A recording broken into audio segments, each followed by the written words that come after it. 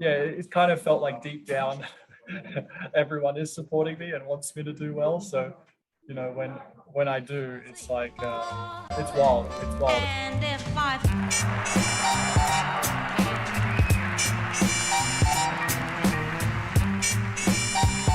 Well, nice to meet you. I know you've met members of my team because you were on the cover of Esquire a couple years ago.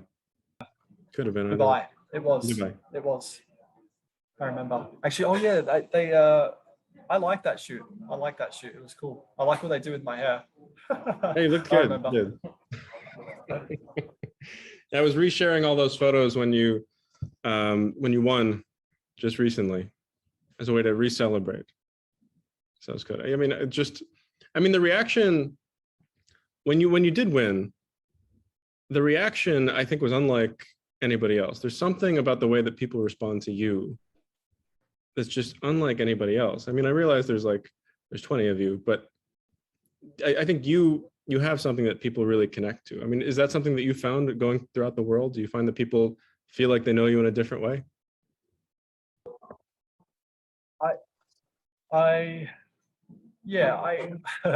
It's hard to I'll try to be modest or humble, but yeah, it is true. Like I really felt that win was, I mean, I got so much kind of just compliments and love from so many people in the paddock, and I could feel like this overwhelming level of support and happiness for me. And yeah, it kind of felt like deep down, everyone is supporting me and wants me to do well. So, you know, when I do, it's like it's wild. It's wild. And I don't know if that was, you know, maybe I'm like, it's because I haven't won in a long time and they're just happy for me. But yeah, I do feel that I do have a lot of support. So it's nice. I guess it kind of tells me that I'm, you know, doing something right, and I guess people can relate to me or my journey or my feelings or emotions. So I guess yeah, there's some nice connection there. I mean, did you know that was there before, or is it really the first time you felt that?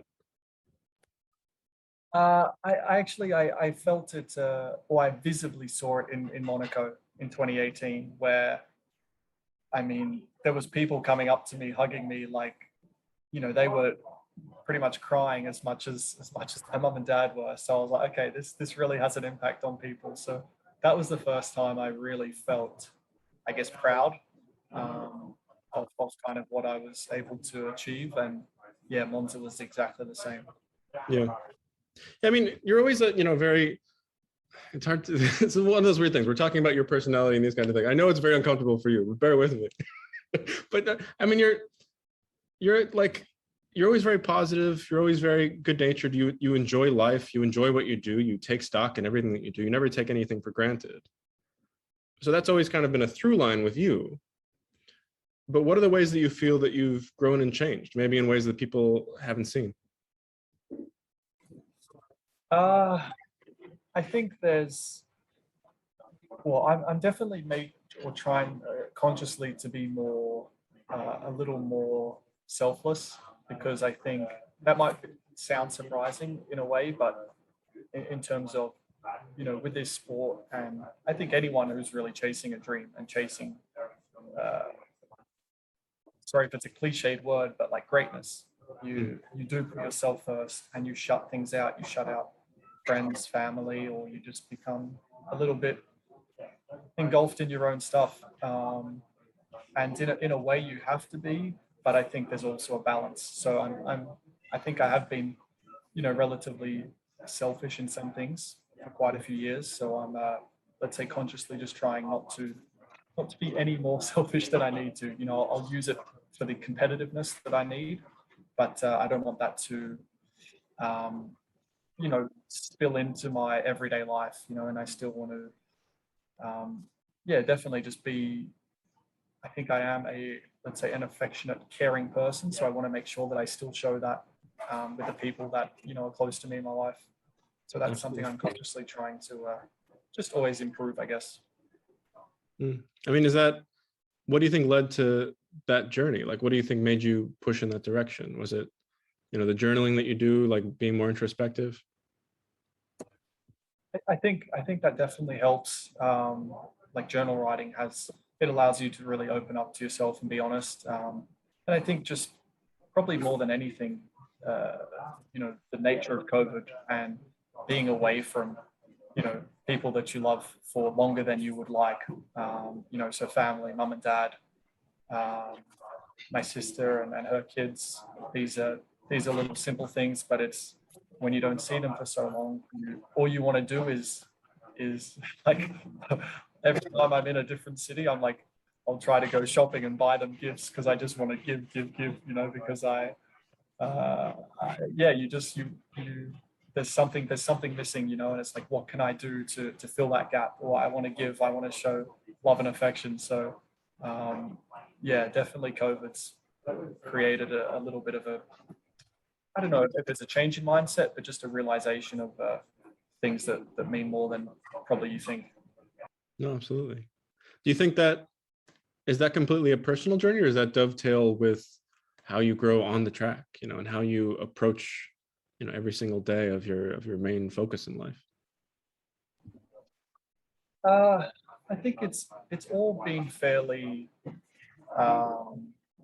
let's say, natural in terms of, I think everyone grows, and I'm in my 30s now, so for sure my perspective on things changes, but that's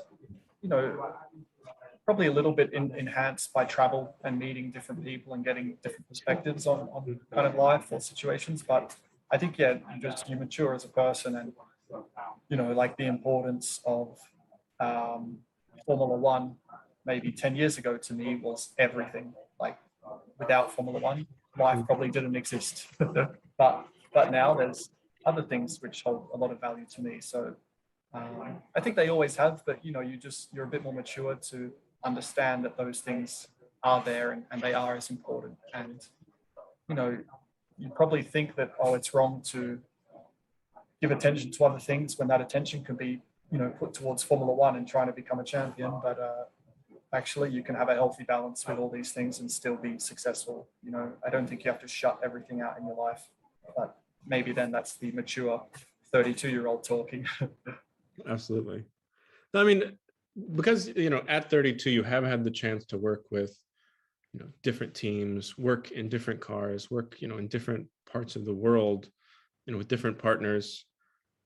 What have been the main lessons now that you've had the chance to have that perspective and you've seen how different things can go? How did that shape where you are now? Like what have the main lessons that you've learned going with all these different places and ending up with Mclaren, and how is Mclaren different than other places that you've worked before? I mean, the coolest thing about, let's say, going through the changes was a little bit the fear. It is a little scary, and you do feel a little vulnerable to stepping out of your comfort zone. And the comfort zone for me was Red Bull, and I knew everyone there.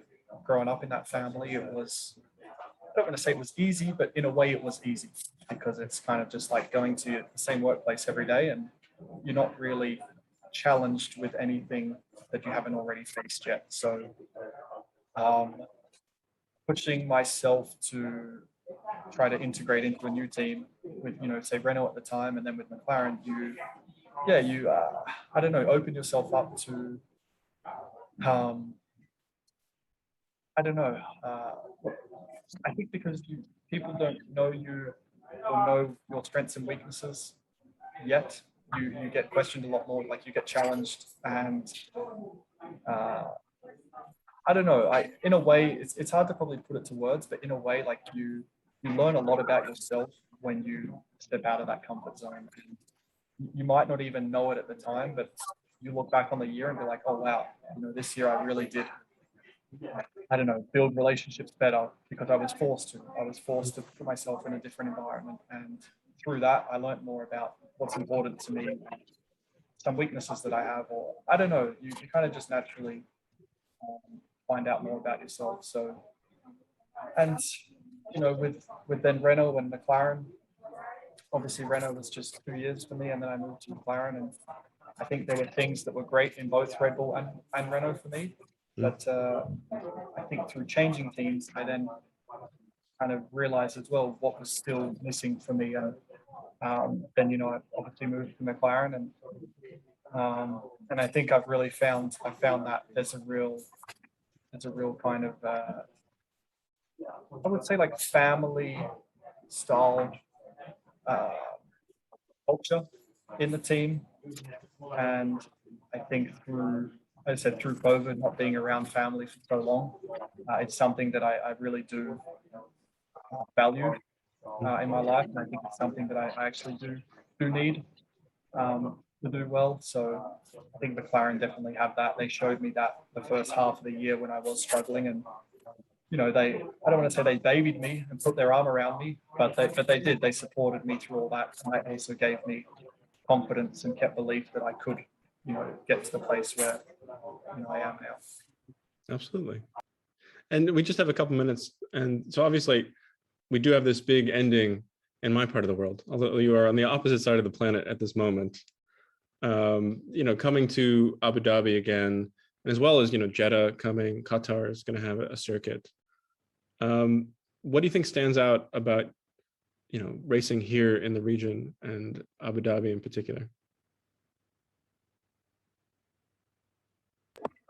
I love having the finale in Abu Dhabi.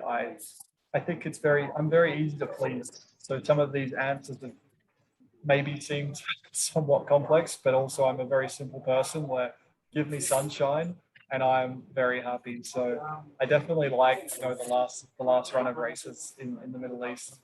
And the whole twilight thing with Abu Dhabi is cool. It's even like little novelty things, like what visor do I run? Because at the start of the race, normally the sun's in your eyes. So you want some, let's say, tint on your visor. But then that quickly goes down and you're finishing under lights. So even like little things like this make the race fun. We've done it a few years now, so I guess I know what I like, but it's still always a question like, oh, what am I going to race with this year? And the paddock's cool. I like the marina. There's always a nice little energy there, and the boats are playing music, having little parties. And even though we can't join, let's say, the parties, it's nice to know that people are enjoying themselves. Well, if you need me to get you into a party, just all you have to do is ask. Don't worry. We'll have some fun.